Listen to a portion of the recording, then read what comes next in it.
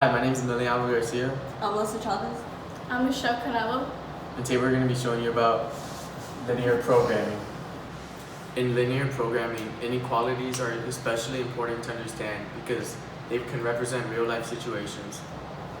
They can represent all possible solutions from the minimum to the maximum. Here are some important vocab words when dealing with linear programming. First, we have constraints, which is inequalities. The feasible region is the intersection of the graph. So bounded means the closed shape of the graph. Unbounded means the unclosed shape of the graph, so it would be open. And vertices is the endpoints of the shape. For this example, we're going to be graphing these three inequalities and finding the solution range. For y is greater than 5, that's going to be a horizontal line on the 5 going across the y-axis. And it's going to be dashed lines because it's not equal to, it's just greater than. If it was equal to, it'll just be one solid line. Just be dash, just like that. And then for x is less than 3, that's going to be a vertical line going across the x-axis on 3. And this one also is going to be dashed because it's just less than.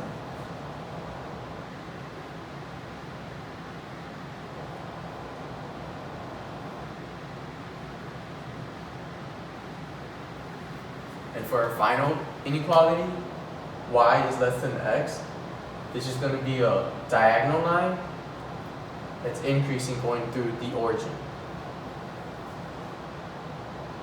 And it's also going to be dashed.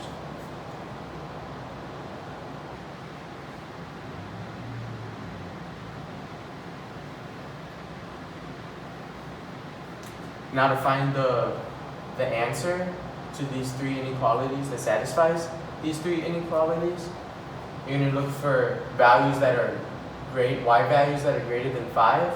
So the answer is going to be above here in this area, but the x values also have to be less than 3. So that means it has to be from here this way. And it also y has to be less than x. So that means your answers are going to be in this area, in this region, in the second quadrant. So for the second example, we have the inequalities of x plus y is less than or equal to 5, 2x plus y is greater than or equal to 4, x is greater than or equal to 0, and y is greater than or equal to 0. So for x is greater than or equal to 0, it's the x-axis, so it's going to go to the top. And for the y is greater than or equal to 0, we know that it has to go to the right. And then we have to put x plus y is less than or equal to 5 in y equals form. So we do x plus y is less than or equal to 5, and then subtract x from both sides so it cancels out, and y is less than or equal to negative x plus 5. So we know that the y-intercept is 5, which is here, and then the slope is a negative 1, so it's going to go down by 1. So we could graph 1, 4, 2, 3, 3, 2, and then negative 1, 6, negative 2, 7, and from there we can just graph it.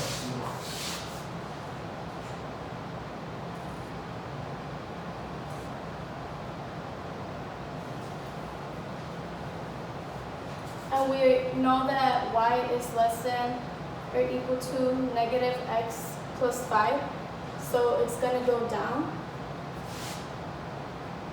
And then for the second equation, 2x plus y is greater than or equal to 4, we have to subtract negative 2x in order to get y by itself. So the equation is y is greater than or equal to negative 2x plus 4.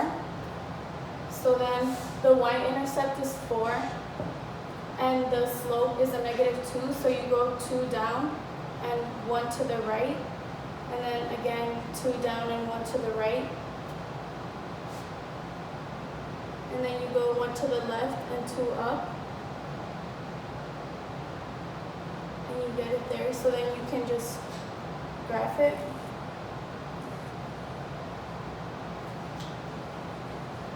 And we know that y is greater than -2x plus 4, so it's going to go up.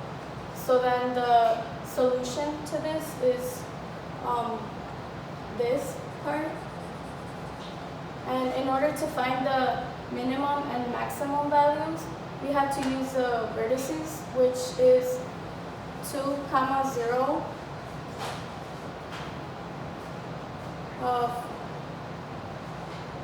5, 0,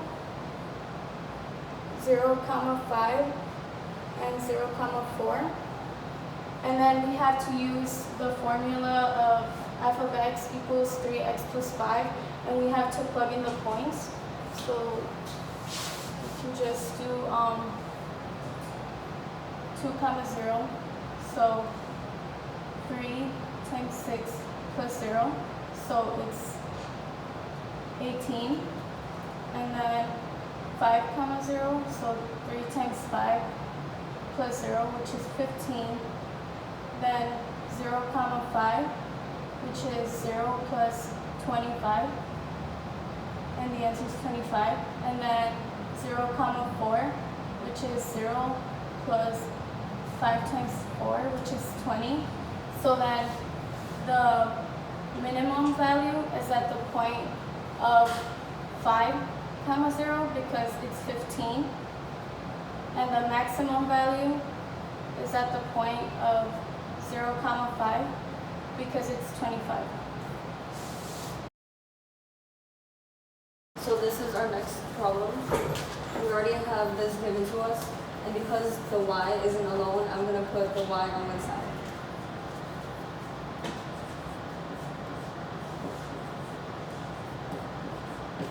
So first, I'm going to start off with subtracting -3x from both sides.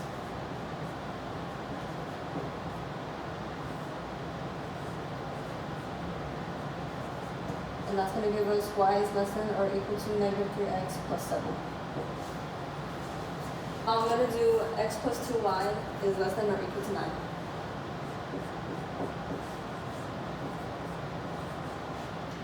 I'm going to subtract x from both sides.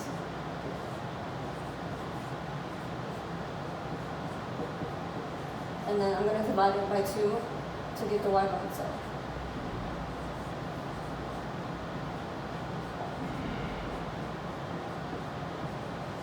So now it's y is less than or equal to -1/2 x plus 4.5. So the next thing I'm going to do is graph it. The y-intercept for this first one is 7, so I'm going to start at 7. And then the slope is -3.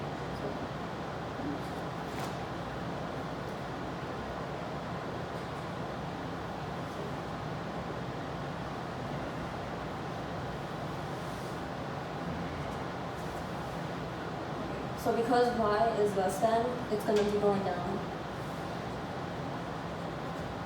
And now the y-intercept for this one is 4.5. And the slope is -1/2 x.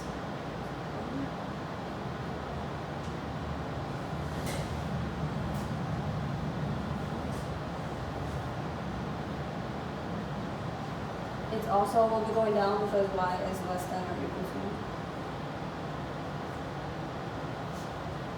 And now this one is x is greater than or equal to 0. So this is going to be going to the right. And then this one is y is greater than or equal to 0. So it's going to be going up.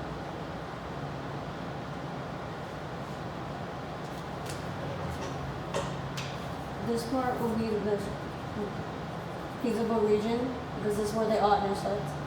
So now the vertices.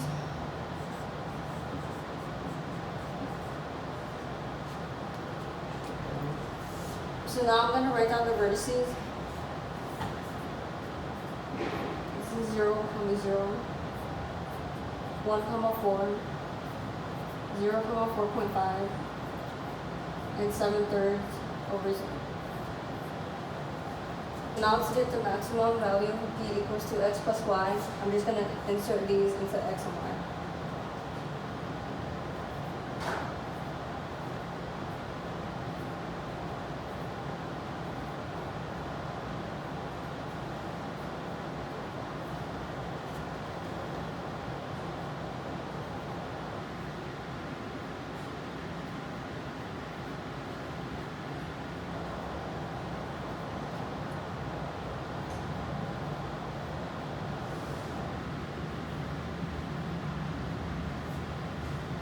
So now, as you can see, when I entered all the values, 6 is the greatest value. So the maximum value for p equals to x plus y is 1, 4, and p equals 6.